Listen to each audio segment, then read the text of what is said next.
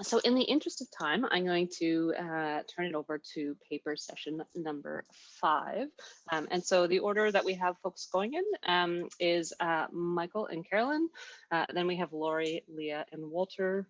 And then the last we have our brave Australasian time zone folks who I think it's probably about 5:30 in the morning now for for you folks. So Joanne, Martine, and Barbara will go last when it's when they've had the coffee has had a time to sort of kick in a little bit better.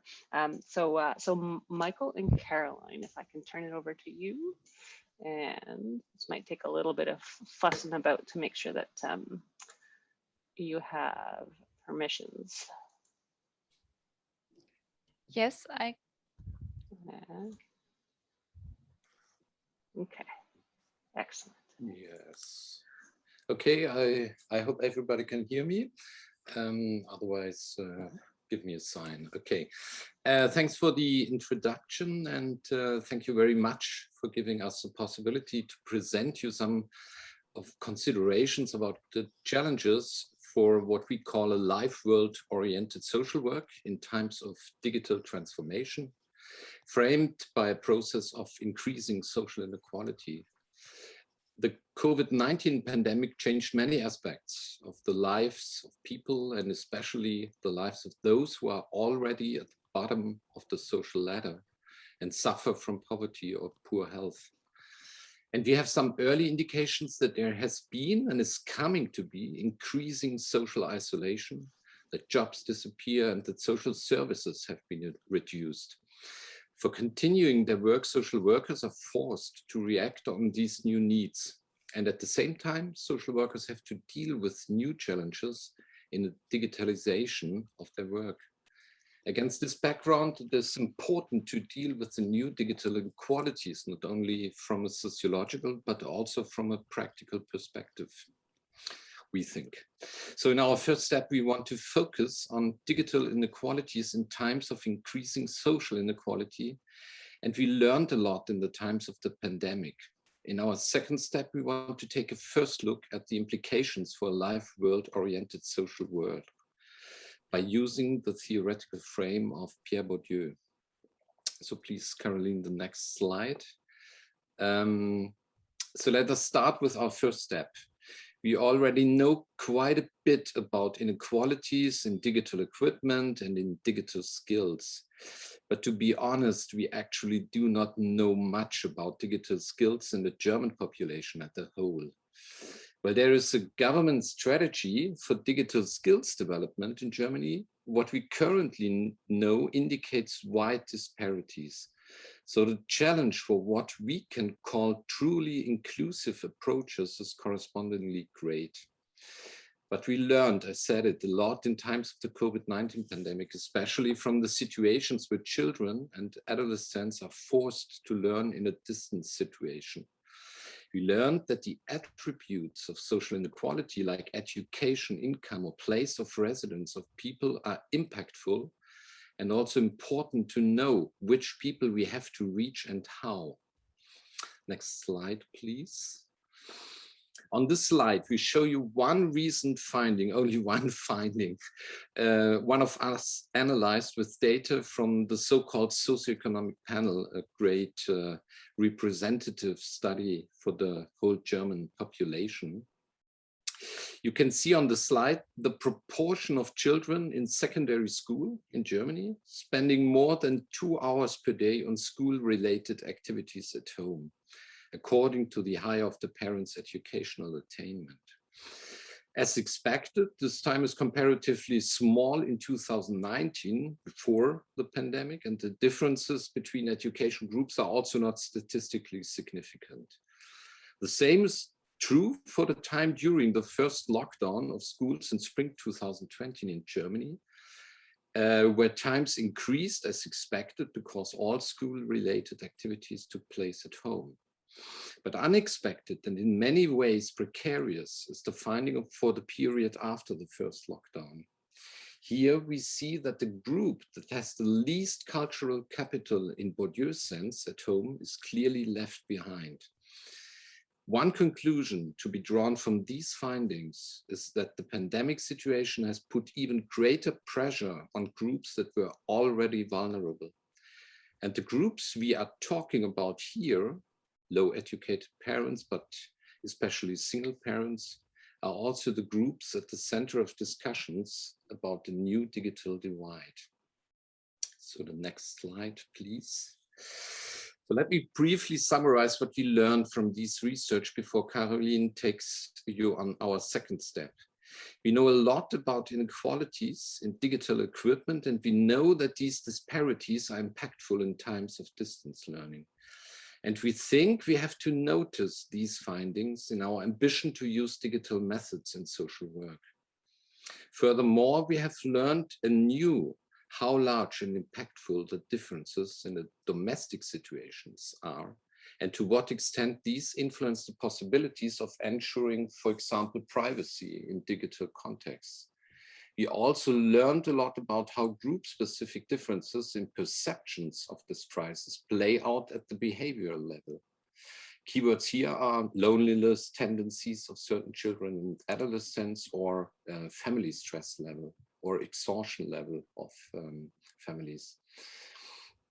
At the same time, however, it also became apparent in times of the lockdown that institutions such as schools, but also social workers at schools, can make a difference in the perceptions and the behaviors of children.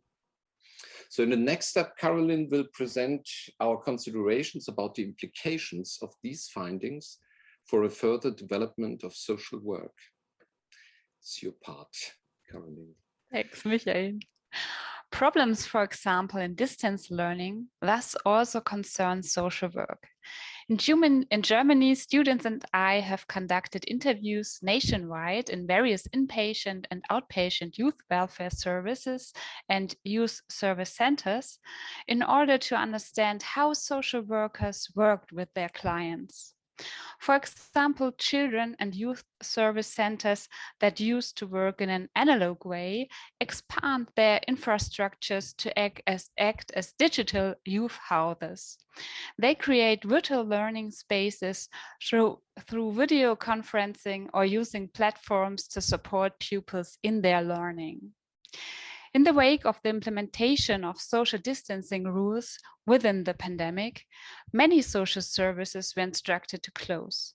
In this time, social workers draw on existing methods and experiences or develop new concepts to create digital contact and encounters using information and communication tools, ICTs. Hang et al. Describe how a children and youth service center in Hong Kong uses ICT such as Zoom, Google Meets, and chat rooms to implement social groups, work with children and young people aged 6 to 12. Frontline social workers encouraged a number of challenges in the course of providing this. On the one hand, online communication with the clients had to be learned and rules set. Social workers also find it difficult to observe nonverbal behaviors and communications of group members through video conferencing. On the other hand, some social workers integrate numerous ICTs with different functions, such as virtual whiteboard or online board games, into their online social work groups, which in turn enrich the group content. Furthermore, social workers in China, as well as in Germany, report that they reach clients beyond their region with ICT. Thus, geographical limitations are overcome digitally. However, a German children and youth center reports that not all clients who were present at analog services are reached digitally. Why this was the case remains to be explored. Some indications are information gaps due to the new digital way of event communication and missing addresses of the clients, the lack of interests of the children due to too many online offers, as well as no sufficient digital infrastructure of the children. In order to further develop digital social work, social workers see two challenges. Firstly, future corona-related austerity measures will put forward further pressure on social work in terms of costs and legitimacy. One social worker expresses constraints on the design of digital social work as follows. But it is also due to the completely underfunded social sector, and we are miles away from giving these young people any form of digital or analog inclusion. Social workers also face challenges of selecting suitable ICT that is data secure, meets ethical requirements, and is adequate for the clients. The following example illustrates in an extreme way that the use of ICT possesses many challenges. It is described by a social worker of a youth welfare service who conducts care plans with clients and other participants, for example, social workers in outpatient care or psychologists from therapeutic institutions. Care plans are an inherent part of statutory work with young people. In them, all participants have multiple functions, such as securing young people's rights to support, managing care, and motivating young clients and their families. Due to the pandemic, the care plans were conducted with 4 to 8 people via video conference or via telephone when social workers did not have infrastructures like cameras and internet access. So the quote of the social worker shows that important contextual information can be lost in digital conversation. After an hour of telephone conversation about the care plan, a great-grandmother of a child asks the social worker, "I have a question. Who are you anyway?" In the case of such information gaps, the already existing problem of involving clients in care planning increases even more. Secondly, for the future, it is important to systematically check which methods are useful for which clients. And for this, we recommend the perspective of life-oriented social work and the capital of clients. To decide Carolin, how— you just have a couple minutes left. Yeah, thank Time you. check. Okay. To decide how digital social work should be designed, we propose an analytical framework that includes both a perspective on children's resources as well as the structures of the life world. Life world orientation is a term coined by Hans Thiersch, which has been influential in both theoretical and practice domains of social work in Germany. The term is derived from the concept of life world based on Edmund Husserl and Alfred Schütz.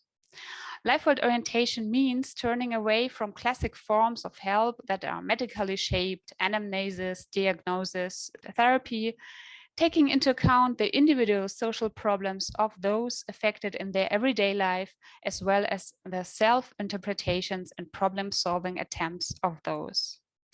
Life world oriented help is initially embedded in social structures on a personal and local level. Therefore, Hans Thiersch proposes guidelines on which social work should be oriented.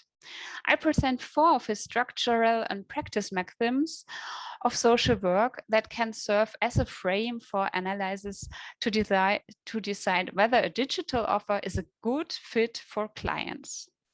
The first question to ask is whether a digital social service is easily accessible for clients in the region. Here, ICT can enable access to an extended digital space for young people with digital resources, but hinder for older people without digital resources. With a maxim of everyday relevance, a social care should be oriented towards the experiences of the clients. For example, digital open access services that adapt to clients' forms of communication, such as chat and online counseling, addressing younger people. Digital social work services provide participation opportunities when tools for collaborative planning, gamification, or political participation really motivate clients and strengthen their self-efficacy. Finally, the digital social service must be examined to see if it contributes to the integration of the clients into society. With the help of Bourdieu forms of capital, we expand the perspective on children's abilities and resources. Using economic capital as a starting point, we need to check whether clients have sufficient digital resources to be able to use digital social work services, ICT, internet access, etc. Furthermore, it has to be clarified whether the clients have digital skills to deal with a digital social work service. If clients have few cultural capital like digital skills, these must be established or the social service switched to an analog format. The great-grandmother presented has too less cultural capital to plan care online. Therefore, social capital may be mobilized. Can friends and relatives assist in dialing into a video conference, or should an outpatient social worker be on site to ensure access to the digital service? In summary, the analysis framework makes it possible to systematically scrutinize existing structures of inequality that social work can counteract. By considering the forms of capital, unequal abilities and resources of the clients become apparent. The life world orientation for social work brings together a specific perspective on social problems and certain principles for the organization of professional practice. This allows social work to understand the needs of clients against the backdrop of existing digital and social inequalities. Thank you for listening. Thank you both. That was very concise and right on time. Well done. Thought it was easy to do. Okay, we're gonna set up with the next group of folks. So it's gonna be Lauri, Leah, and the other Walter, the Walter we have yet to meet, but we anticipate and look forward to. Hi, I'm gonna. I see Lauri. I see the other Walter. Other Walter, hello.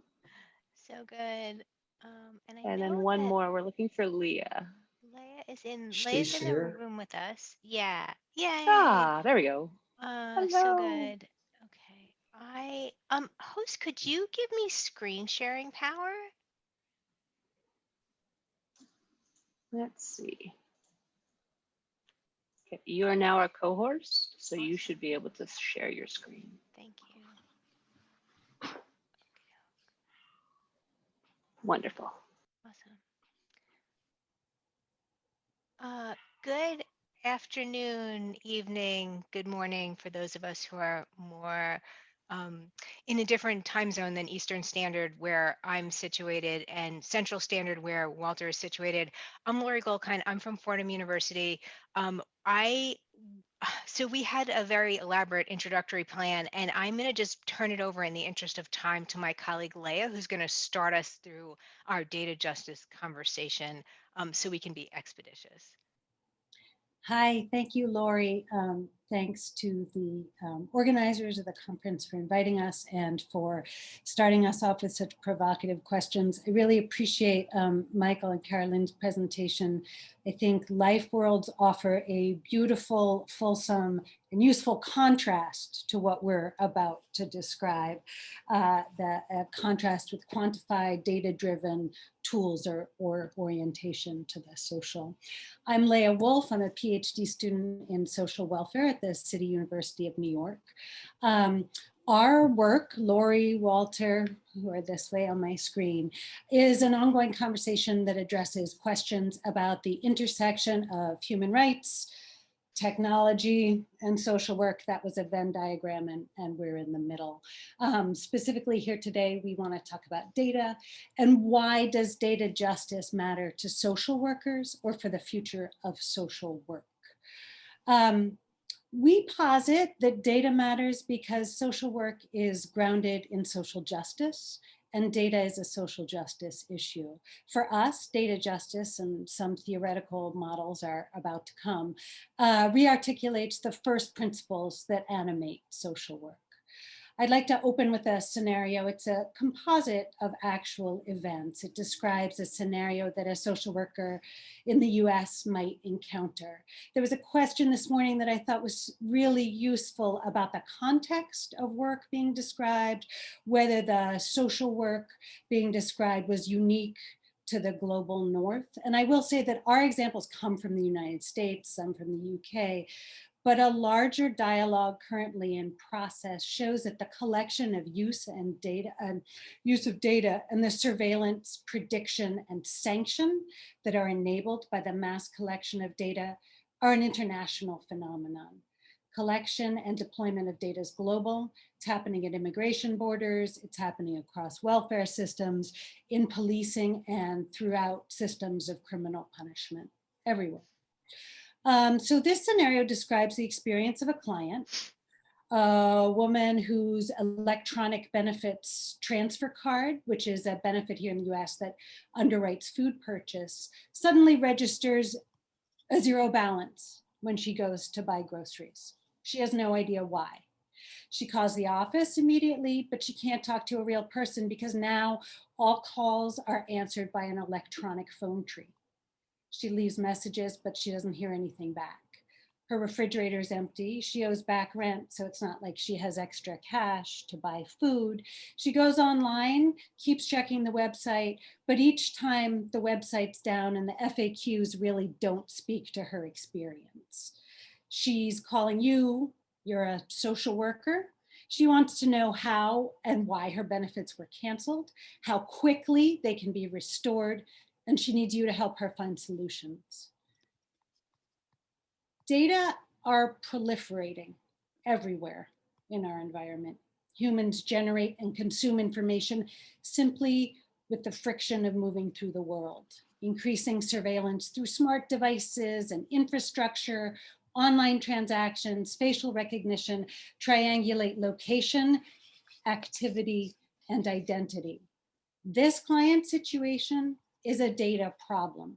She stands in for situations and individuals where cross-agency data sharing, incomplete or biased databases, or poorly programmed algorithms have automatically canceled funds or benefits. And this is happening across the United States and in other places without any human review or any mechanism for appeal. Across sectors, states and actors are reimagining solutions that rely increasingly on data. In the US and elsewhere, we administer the social using data-powered tools. Social workers operate often within systems of care and control. And the data that's collected by these systems are specific. They're data that assess and predict risk. They're data that's used often to document and corral deviance. Sociologist Ruha Benjamin writes, "The era of big data is intertwined with the fabrication of big deviance." We argue, and we're arguing in concert with many others who are doing rich and wonderful work across the globe, two things simultaneously. That looked like four, but we're actually only arguing two. That data as currently collected and deployed are accelerating inequality and oppression. Simultaneously, we want to argue that to become alert to data's generative potential can allow for creative forms of redress and resistance. So I want to conclude my little piece here with a thought experiment that I'm going to hand off to Lauri for analysis and elucidation.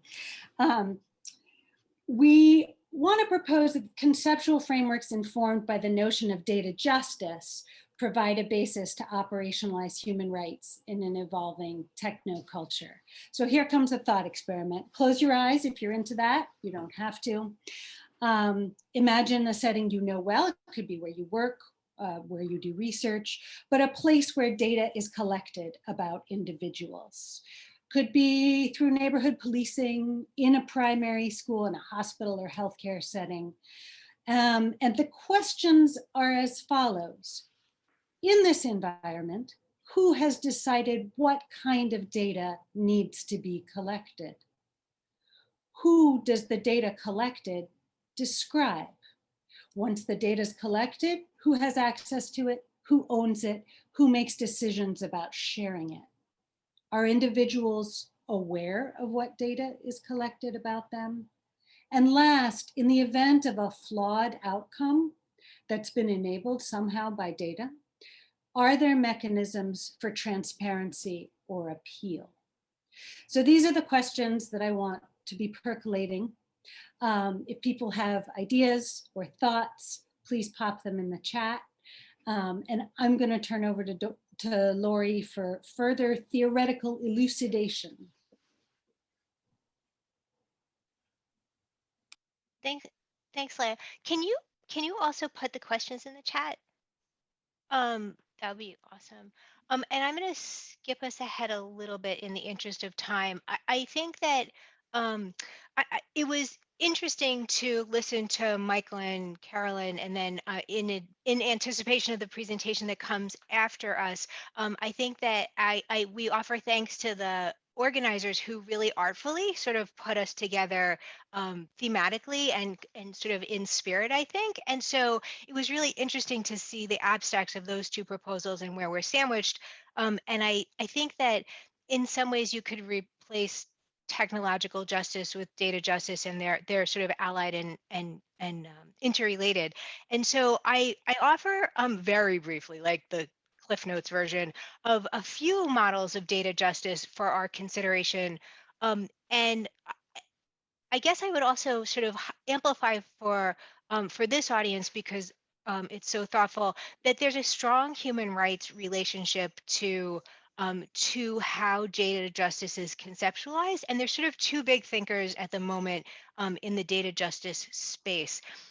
There's a woman named Lynette Taylor who comes out of the Oxford Institute in the UK. And then there's Richard Heeks, who is a ICT 4D person and has worked a lot in technology projects in other in global South countries. And I deeply apologize. I have to mute myself for a moment. My children are out of school and I can't not deal with their tennis racket. I apologize. No problem whatsoever. This is a day of intrusive cats, Tina failing at technology, and Lauri is back. Okay. And yes, here we are. And so it was with great interest that I read about the educational levels of folks who were doing school at home, because last year we lived school at home. I apologize for the digression. Lynette Taylor's conception, which is on our screen now, of data justice is closely allied with the human rights framework. And so if we think about the UN's sort of basic human rights framework around participation and accountability and transparency and non-discrimination, her articulation of data justice, which most of this work, I should put a sort of coda on the data justice conversation, most of this work has come out of EU academic settings and has really yet to have a foothold in the United States, though Walter and Leah and I are working arduously to sort of promote it as a theoretical frame or conceptual model.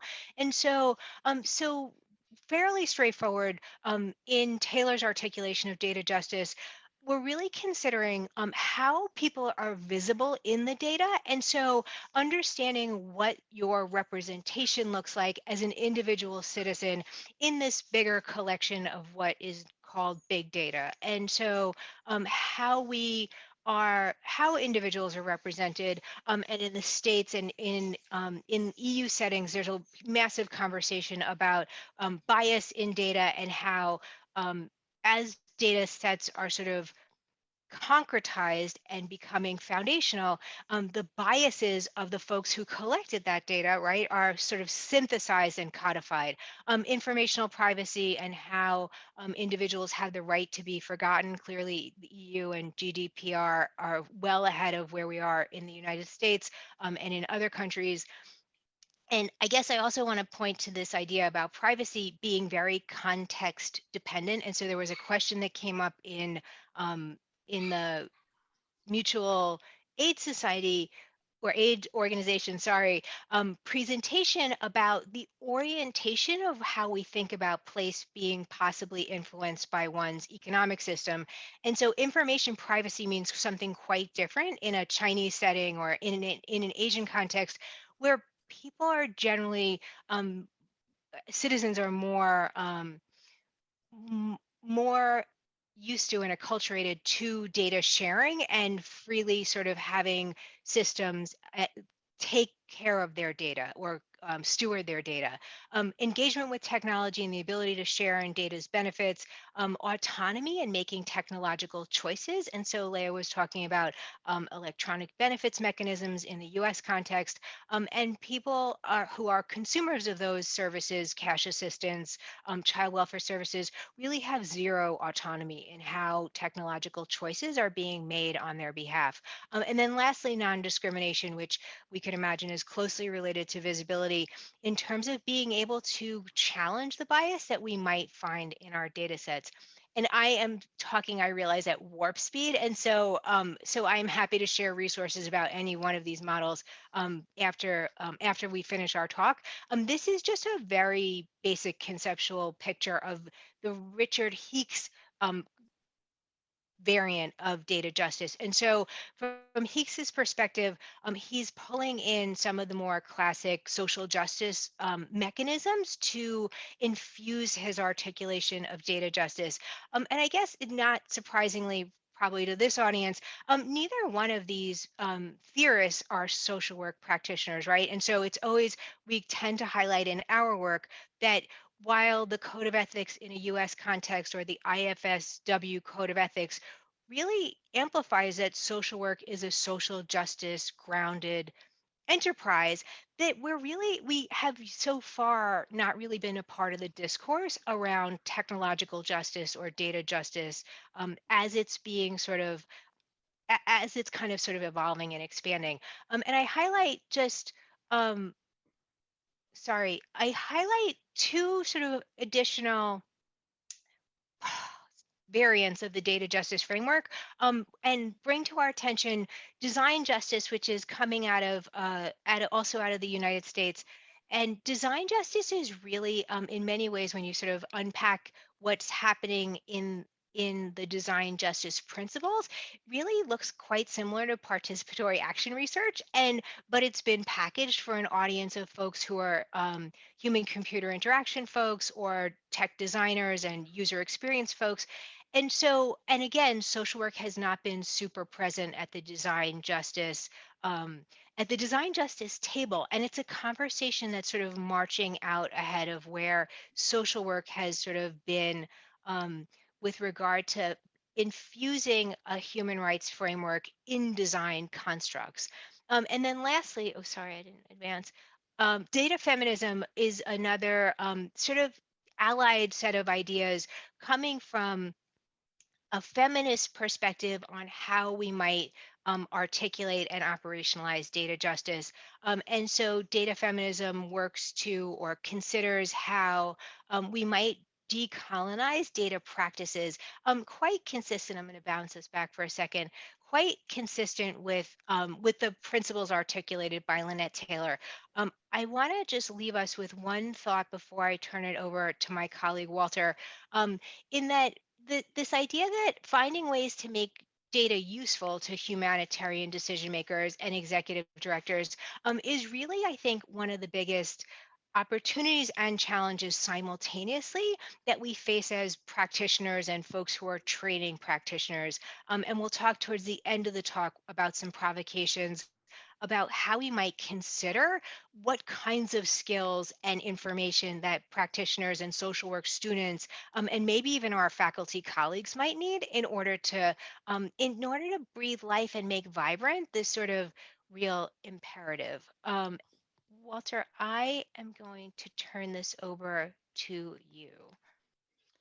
Walter, this is your friendly moderator piping in. You guys are at time almost. So Walter, give your colleagues a dirty look and try to wrap it up in a few minutes if you can.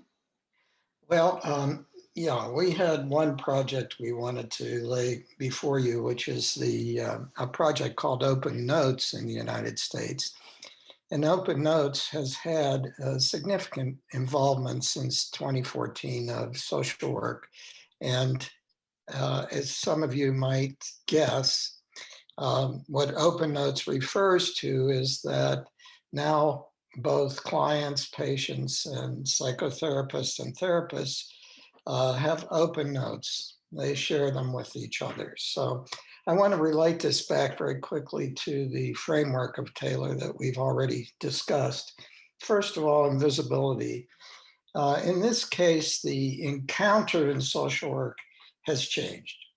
And we have both a face-to-face encounter, which seems very similar, but we have also the supplementation of virtual encounters. So for example, there is concern that in the encounter now, there's been some research that shows people may affiliate with the device rather than the therapist, so that they may think their smartphone is very kind to them, even though they're reading notes that have been described to them or given to them by their therapist. So what we have is a very different notion of visibility that's occurring. And the patient portals are portals that actually require the patient to access their information through technological mediation. So those have been designed in terms of white mainstream people and users. And what we find is that there's been a real movement to try to change that so that it's more open to people of difference and diversity. If I talk about engagement for a moment, you wonder what would be the outcome of all this? Well, there are many claims for the benefits of open notes, and they include among them empowerment, as you might guess, but others as well. The patients do value this. By and large, patients believe that, in fact, sharing notes gives them some insight into what they need to do, how they're doing it, etc. But if we think about this very carefully in terms of client agency, this has become a technology of the self. The self has been quantified in a way, tracked in a way where the narrative becomes the tracking mechanism. And it's the narrative of the encounter that then becomes quantified and becomes a technology. So what we're viewing here is very important to social work. It's a technology of the self where the self has a way of tracking self. So what's happening are that the therapist, the psychotherapist, the social worker, and the client are actually making data donations to each other. They're creating biocapital. The social workers are performing digital labor, and the clients are making data donations. So everything is getting sliced and diced. It's a part of what Foucault called biopolitics, the power to control the vitals of a population. So for a digitally engaged client, one of the things social workers need to care about that is that empowerment does not become a set of obligations, does not become a technology of the self that quantifies the human narrative through the encounter that the social worker has facilitated. Now, I don't know how I would move that to the non-discrimination piece, but we're dealing with empowerment in the wild here. We have sort of a soft resistance that's occurring. Narratives come to matter. They actually are visible. They are the source of engagement, and they become the knowledge of the self that the social worker must deal with. I'll leave it at that, Lauri, just because you need to finish. Did I get too off base here? No, okay.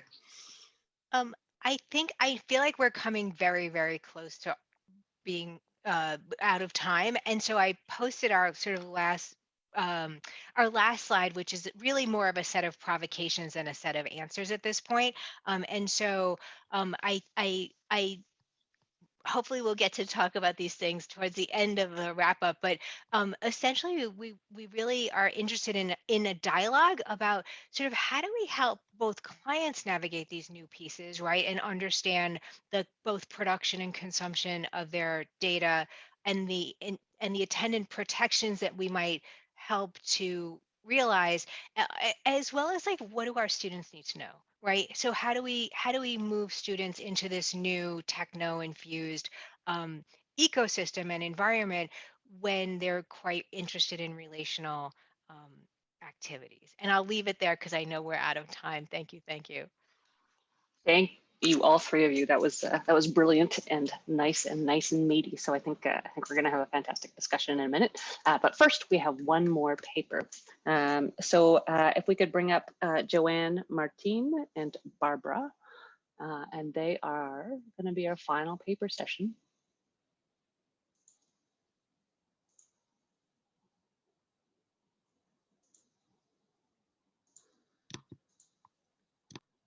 Sorry, just the old-fashioned way of Tina trying to figure out technology. Apologies.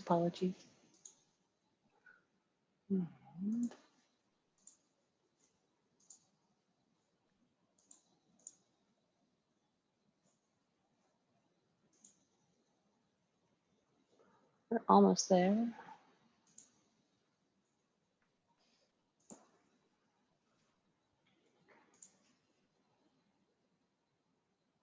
Now we just need to get rid of me. Heather, can you get rid of me so that these lovely humans can take center stage? How do you get rid of me? I can't see you. I think you are red. Oh, good. Okay, I see myself, and I'd rather not. Okay, I will be quiet. I will get out of the way, and you guys have the floor. Thank you so much for the chance to be part of this fascinating discussion. Yes, it is the morning here in Australia, but yes, it's actually been so exciting to be part of it. The time has just gone so quickly. So thanks so much to the organisers for their program of this block, as I must agree with Lauri that there's some great synergies as we move from technological justice to data justice, and now to what we're going to be talking about with archival justice. So my name is Joanne Evans, and I'm an archival and record keeping scholar at Monash University, and delighted to also have had the opportunity to work with my colleagues, Martine Hawkes from University of South Australia and Barbara Reid, who's also at Monash, to put this presentation together. It's the beginning of a collaboration which we hope will continue. Oops, just get my mouse working properly. So we'd like to begin with an acknowledgement of the First Nations peoples on whose lands on which we live and work, and are coming to you today, and to pay our respects to their elders past, present and emerging, and acknowledge their deep connection, care and love of country over many millennia. So I'm the orange marker there, and coming to you from my home on the unceded lands of the Bunurong peoples of the Kulin Nations in Melbourne. Barbara is the green marker, and she's on the lands of the Gadigal people of the Eora Nation in Sydney. And Martine's the blue marker, and she's on the lands of the Kaurna people in Adelaide. This acknowledgement is an important one to make, given the continuing disproportionate impacts on Aboriginal and Torres Strait Islander peoples of colonial child welfare and protection policies and systems. And that's the context of the presentation, our presentation today on future-focused record-keeping cultures and infrastructures. So, 3 parts of our presentations, hopefully 5 minutes each. So I'm going to start with a bit of background, then hand over to Martine to canvass practice challenges, and then Barbara to talk about some reimaginings of these from our records continuum perspective. Start with this timeline showing the series of national Australian inquiries that have brought to our attention the lifelong identity, memory and accountability needs of those who have been caught up in child welfare and protection systems of the 20th and early 21st centuries. They're just the tip of the iceberg, as there've also been a myriad of inquiries into Australia's state-based child protection systems over the same time period, usually in response to a tragic death or other catastrophic failing, which also inevitably point to record-keeping deficiencies. These inquiries highlight complex, systematic and enduring record-keeping problems and the far-reaching and lifelong implications of poor systems and practices. They make it clear that creating and keeping quality records is vital to timely, accountable and child-centred responses to child abuse and neglect, ensuring legislative compliance and enabling continuity of practice. Perhaps also on a more hopeful note, they also document growing understanding of the role childhood care record keeping could and should play in nurturing identity, supporting connections to family, carers and community, fostering development and promoting dignity. So individual identity, as well as having agency and control over personal and sensitive information, goes to the core of fundamental human rights to autonomy and self-determination. Australia's national standards for out-of-home care identify the rights of children and young people to have access to a complete and accurate history of their time in care, plans for their future, their health, education, and other important records, their family and community connections, memories of key events, and other records which support and nurture their sense of identity, security, and connectedness with the world. They also emphasise the need for children and young people to participate in the decision-making that impacts on their lives as part of their healthy development. This therefore must include the formation and use of this increasingly digital archive. While policy layers such as these reflect child-centred approaches, there's also continuing evidence of barriers to their translation into practice. For example, surveys of care experience children and young people by the CREATE Foundation, which is Australia's national body, advocacy body for children and young people in statutory care, continue to show a lack of participation in case and cultural planning processes and restricted access to records. So this slide attempts to illustrate the complex and fragmented nature of record keeping in care systems, where a child or young person in care is the client of multiple discretionary and non-discretionary surveillance systems. And I use the term surveillance as a provocation, given the tendency of these systems in prioritising protection to opaquely document and monitor young lives. They're not designed for appropriate and equitable participation, despite recognition that active participation and proactive provision of rights are a protective factor. So as care systems move into the digital realm, there is a real danger of encoding, enshrining and amplifying these existing exclusion biases and discrimination. And so there's a need to attend to the record keeping and information rights that are embedded in children and other human rights charters as part of this transformation. And so we're interested in that potential for digital and networking technologies to address rather than exacerbate the current power asymmetries in child protection contexts, how we can harness their capabilities so that we can better deliver the principles of provision, protection and participation enshrined in the Convention of the Rights of the Child, and how we can imagine rights-based record-keeping systems and practices to achieve better outcomes for children and young people in care. This is encapsulated by this sketch note from the 2017 Setting the Record Straight for the Rights of the Child Summit that we held, bringing together care experienced and community advocates with researchers and practitioners to explore how we might transform care record keeping to better respect, represent and enact multiple rights in records. A need for record keeping to be enabled by information infrastructures built on love, hope, dignity and respect, not just bureaucratic requirements, working in support of the current and future needs of children in vulnerable circumstances. And the need to explicitly design these affordances into the technologies and systems that deliver care and support to people in such circumstances. So I'll now hand over to Martine for the practice challenges. Thanks, Barbara. Sorry, Joanne. I'm hoping to give a bit of context to the practice challenges by looking really briefly at one child protection jurisdiction in Australia, where child protection is, the jurisdictions are the responsibility of each state and territory. So just to give a bit of a picture of the volume of records that must be kept and the purposes to which the records are then put. So this is a jurisdiction with a population of just over 1.7 million people. And here there's as you can see, there's a large number, 60,000 reports made in 1 year by members of the public and other mandatory notifiers about suspected child abuse and neglect. Not going into the barriers to making these reports at the moment. And of these, 40,000 are then screened in for response. There's also a large proportion of children involved in the child protection system in this jurisdiction. 1 in 4 children by the age of 10 will be known to child protection. This volume then results in the creation and maintenance of a really large volume of records. And the records are kept for a range of functions, both within the child protection department and then by external bodies as well. So functions can range from determining how a service might be delivered, guiding responses, building a picture of a child's life and of cumulative harm, and then determining systemic failure points. So just the next slide on practice challenges. Next one. So alongside the overarching question that was raised by Leah, Lauri and Walter about who decides what kind of data is collected, the challenges of keeping this volume of reports and the functions that they must perform is how we can ensure that the record keeping, the recording, the management, and then the use of this information doesn't itself cause harm. So this presents what we're calling a grand challenge.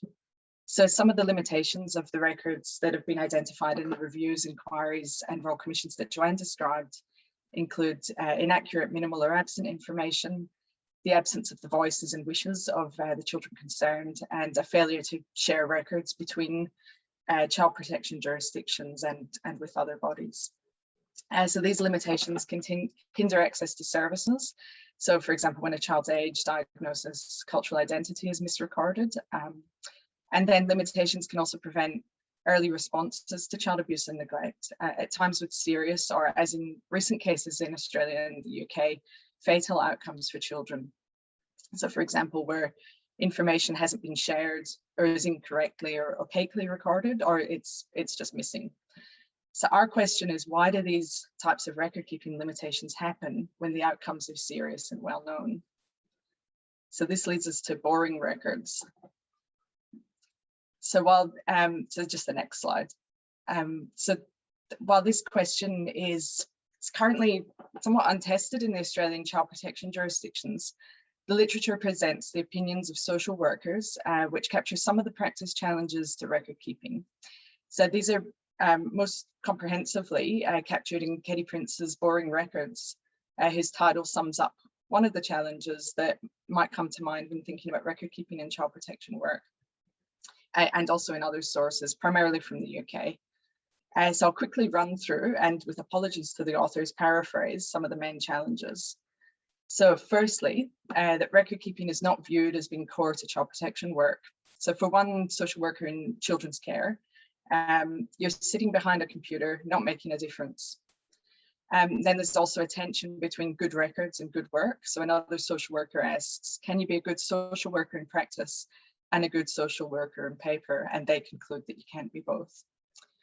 Record keeping is also seen as an institutional obligation and a means of evaluating workers rather than being a tool to support practice. So for a clinic social worker cited by Prince in Boring Records, they were records to help me do the work. Now they've become an attempt to standardize something about the service to the client.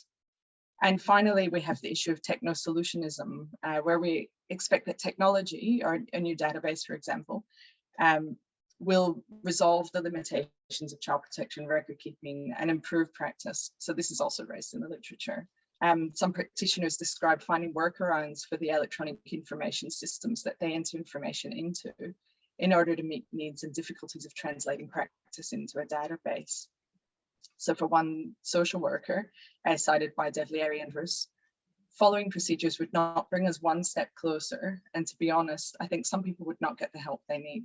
And for another, you cannot standardize something that takes place between and amongst people. So now that I've put us down in the mud of the practice challenges, Barbara will hopefully present some approaches that might allow a reimagining. Thank you, Martine. Thanks, Barbara. Just try to keep it to 5 minutes if you can. Sure, yes, I will. So I'm going to be very quick and present the record keeping point of view. And so our approach to this is being informed by a very Australian practice towards record keeping, and I do need to say that it is quite an Australasian practice.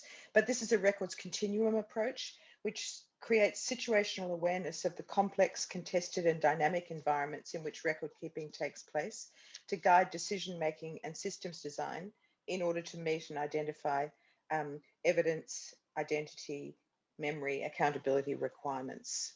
So just very, very quickly, like this is the 3-second, I think Lauri said the Cliff's Notes version. This is what this is. Records are embedded and situated in the environment of their creation. Records reflect organizational cultures and practices. They can be defensive, created to defend individual or organizational action, or created to contribute to the emerging story of the child, which is a generous interpretation we'd like to see more of, to enable an emerging archive of the child, which enables them to construct a narrative of their life. So changing the lens used changes the language used, and that changes the understanding of the importance of records over time and how they impact into the future. Records are not static objects, they are dynamic. There is a static representation of content at a point in time, but it is a still point in a swirling set of continuously activated actions. Because records are embodiments of actions, they reverberate with the roles and attitudes of people involved in events and actions that they document. They can be activated, used and reused many times over their existence, and every layer creates another interpretation, another layer of interpretation. So if we treat them as static objects, we lose all of that embedded meaning. Records continuum ideas are not related to a particular static form or specific format or a state of the record. The ideas can be deployed for data and information at any stage of formation, aggregation, or accumulation, which means that continuum ideas are highly relevant to the activation of various technology innovations, such as machine learning, automated or predictive risk, decision-making, artificial intelligence, analytics. They're all able to be brought within the conceptualization that our discipline brings, and they can all be looked at through the lens of evidence and authority and provenance and traceability. So in doing this type of rearticulation of records from our own disciplinary perspective, we're trying to bring this to the alternative care environment, the out-of-home care environment, so that we can foreground the multitude of agents involved, the competing rights and roles and responsibilities, and how these all play out and are brought to the fore at different times. Thanks, Joanne. So what are we doing about this, and how are we bringing this to the environment of alternative care or out-of-home care in Australia? We need to change something because, as Martine and Joanne have identified, doing just the same isn't working. So one of the things we have done is to create a charter of lifelong rights in childhood record keeping, echoing very much the human rights perspective and the embodiment of the Convention for the Rights of the Child. But what this this charter does is to try and position transformative record keeping in alternative care, and it focuses attention on the child and the adult the child will become simultaneously. It sets forth a rights-based approach which can be enforced, but also provides flexibility to develop over time. It aligns rights to people, not organisational or jurisdictional priorities. It encompasses community and collective rights, and these can be contested spaces with alternative narratives clashing. In our speak, my disciplinary speak, it's the concept of multiple simultaneous provenance that we're activating here. Joanne, so we're also working on a toolkit to make this real. It's all very well to talk in the abstract. We're trying to bring it down to concrete action. And the toolkit looks at practicalities and acknowledges that the record has power and records often act in place of the child when decisions are being made. They enable to know, the toolkit tries to enable children to know what's in the record from the time it was created, resonating with the open notes discussion. And we're normalising and enabling access to information in the records as it is being created, and therefore mediating the language that's used and getting rid of some of that hideously judgmental practice that is in fact constantly cited as a problem to access to records. It's also minimising the harm that can be created by that, and enabling the participatory rights to consent in use, sharing, and activation of information by children at the time it's happening. We're also advocating the transparency, or trying to open up the system so that children can know what is being written about them in the multiple, really complex spaces of the alternative care ecosystem, and understanding that children often need assistance, so highlighting the need for advocates to interpret and assist children in this space. And because we think this is quite difficult for organisations to grasp, we've come up with the idea of a demonstrator. So what this is a demonstrator of lifelong living archives, which was co-designed with care experienced people, and it's called MISSY. And it is demonstrating to organisations what this might look like for children in practice, and how to reconceptualise and recenter the archive for the child who's the holder and the controller of the archive from the point of creation.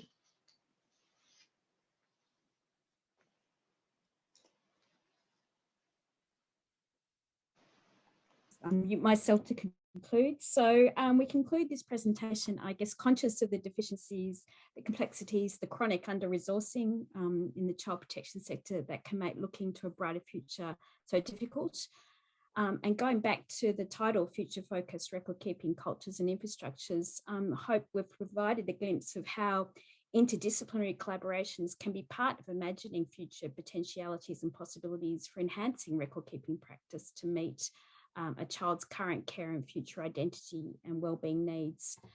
The task is tricky, and there's a need to simultaneously change the culture to change the infrastructure to change the culture. But we hope that we're in bringing records continuum thinking as a refractive lens through which the enormity of those record keeping culture and infrastructure problems can be refracted to focus on designing solutions rather than being continually stuck with the problems. So thank you very much.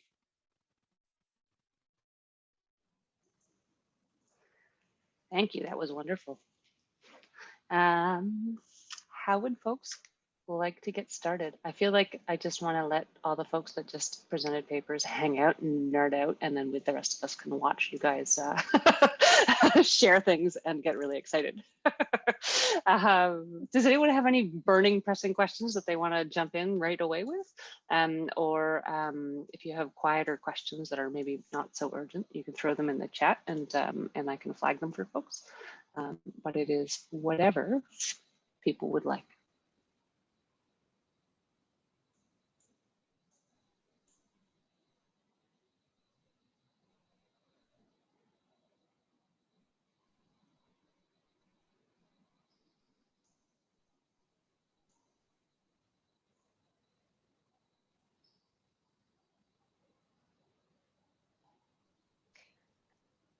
I guess this is very American of me. I'm going to jump in. I apologize. I wonder, the resource question has been so intensive in the agencies that Leigh and I have done some work about technology adoption in human services, not some child welfare providers, but broadly speaking, just nonprofit community-based organizations that are serving human needs. And the practitioners know about technology, and they know, this is pre-pandemic, they know how to text, and they know sort of how to use social media, but they had no connection to using that in a professional setting. Mainly, we thought because the budgets don't allow, right, for agencies to have that money. And that's quite consistent with what Carolin and Michael were talking about. And I wonder if in Australia, you feel like some of these systems are maybe more advanced, or at least more open to considering how we might bring resources, right, to this kind of conundrum of the technology sort of become part of the environment, right? But we're not really in social work circles caught up yet to making that a priority. And I wonder what the money relationship is like in that equation.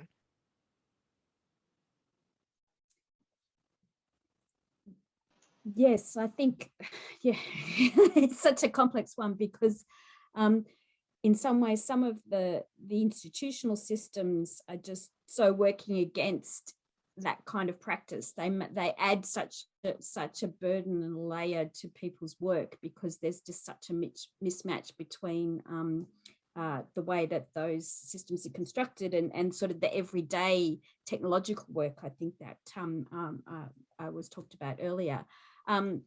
So yeah, I think there's been there was an interesting development in one of the jurisdictions around trying to create a system which would better have that integration, but unfortunately it's fallen a bit far short of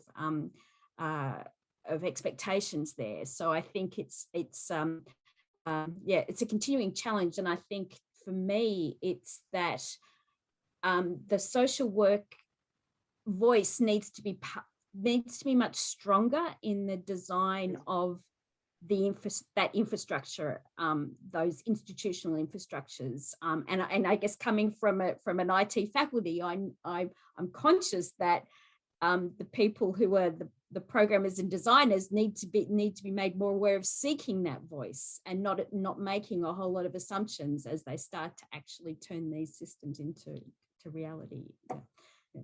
So I don't know, Barbara, you might like to comment on that too.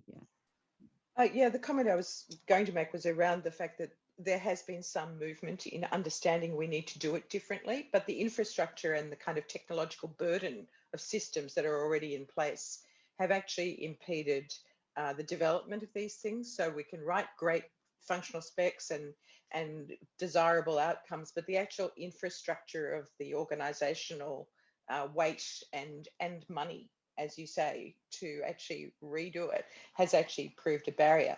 Now that's actually quite a good thing in one way. No, it's not a good thing, but it's a hopeful thing in that what it means is that there's more of a push. People are pushing the systems in ways that might not be this generation of system, but it will hopefully come.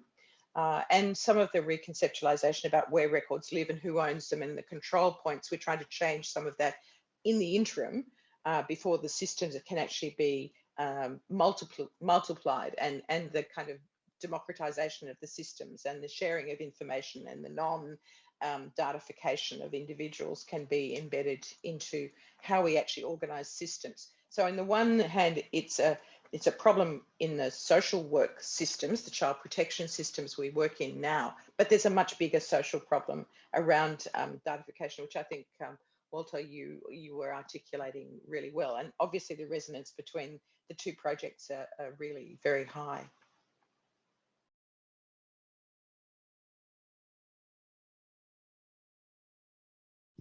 Yes, well, and I was struck by much of what you said because it reflects a lot of the reality across different countries where I've worked. And it's the intersectionality that leads to discrimination, leads to disinformation, leads to encroachment and colonization of others is endemic. And social workers are in a relatively significant role if they wish to speak up and talk about this. But just to pick on one little piece, let's just talk about the development of the app that you presented.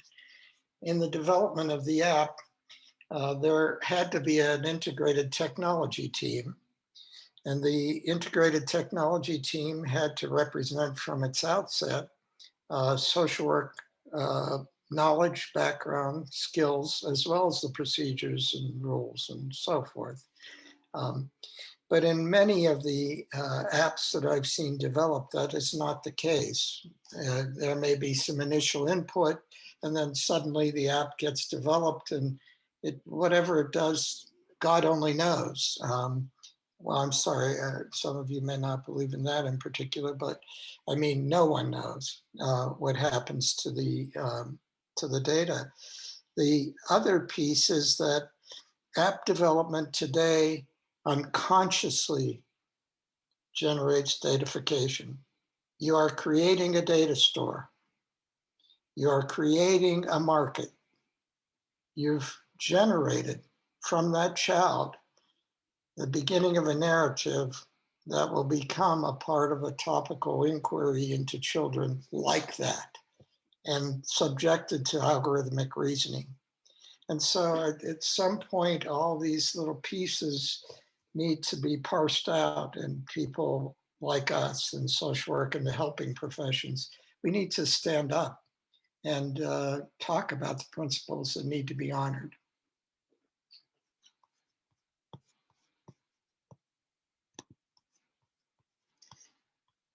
Sorry, I got off on a little. I'm interested, I feel like a theme across the different sections of the day has been contradiction and the need to move into a future that has space for contradiction and narratives that conflict.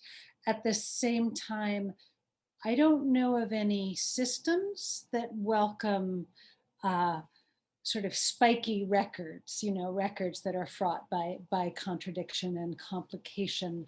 Can you, perhaps you live in a, I don't know, an advanced civilization in which contradiction is understood as a first principle of human experience? If so, I'd like to move there. But can you talk a little bit about how records that speak to multiple narratives that may not cohere can exist within a system? I guess records are inherently contradictory. One of the things when talking with people who've accessed their care records is, on the one hand, they can be, you know, incredibly traumatic and incredibly re-traumatizing in what's written about them and how they're presented in the records. But at the same time, there's also a vindication there as well. So it says, well, this is what the system thought of me and this is what the system did to me. So there's sort of, the contradiction is inherent in the nature of records. It's like, so it's about then having the capacity to have the multiplicity of voices better represented in the record's creation, rather than it being the power asymmetries we've currently got at the moment. It's like, so how can it indeed have those participation being the way in which you can have those contradictions and then have a system that can resolve those contradictions as well too, for the decision making that is needed in any moment. But that's a wonderful way of conceptualizing it. Thank you. Yes. I think at the same time, we're trying to kind of reform it from the bottom up, the creation point and the participation point, and then get those multiple voices in the record. But once the record exists, we also are looking at mechanisms to enable challenging of the record, rights of reply. We've got different, and it particularly a previous conversation referenced traditional knowledge systems, where the whole framework of approaching understandings is quite different. So we've got the concepts in our theory of parallel provenance and simultaneous multiple provenance, whereby you can have a worldview that is not the norm. Now, someone still organizes and understands organizes and owns the systems. So it's always in reaction to something, unless you take those records out and you present an alternative worldview, and then you've got a connection issue. So we're working on it. We don't have, there are a few systems that are starting to explore around the edges for records that already exist, and for, you know, archival older resources where they've been really quite horrendous. Systemic abuse, for example, and so that the view of the institution is not the same as the view of the individual, and you want to activate both sets of voices. It's quite a hard one to do. So I think, again, we're pushing at the boundaries of what the systems can do, and I'd like to think that the future, because we know about the issues, we're kind of incrementally chipping away at it, but we don't have good answers for you, I'm afraid. Well, the truth is that data has valences, as you've said. And when data becomes narrative, as in the open notes approach, when data becomes narrative, it becomes engaging. When it becomes engaging, it produces empathetic responses. And when it produces empathetic responses, and those become reduced to documentation or reduced to formulaic enterprise, then it's, I think, a real social work issue, because at that point, the human-oriented system, the triggers what I call situated objectivity. I mean, it's basically you've situated a person, you've objectified their subjectivity, you've reduced them to the form, to what Blake was chatting about. You know, it's like a documentation, you know, okay, we'll document this person isn't feeling good today because they did X and Y. Well, that's not the point. Anyway. And it's interesting, Walter, when you had a student looking at family record keeping and the contrast between that and care record keeping, where the records that are kept in the family are playing, they're not documenting the child, they're celebrating the child, they're remembering the good times and so it's just such a contrast. So how can you again, yeah, how can the systems, and when I say systems, it's not just the technological system, but the whole system, it's the people, the policies, the process, how can it really foster that side of the data equation so that it is really working in the best interests of the child? Yeah. Well, the biggest contribution of technology at this point of the internet is it's created a relational space. Social media has monopolized that and capitalized it. But still, what has happened is quite different than when I began and we thought, okay, we'll do calculations with this, we'll do X, we'll do Y. Instead, it became a giant relational space of great power and pivotal to sociality. And as it becomes that, it becomes central to social work. It's just what we are about. So we've got our hands full.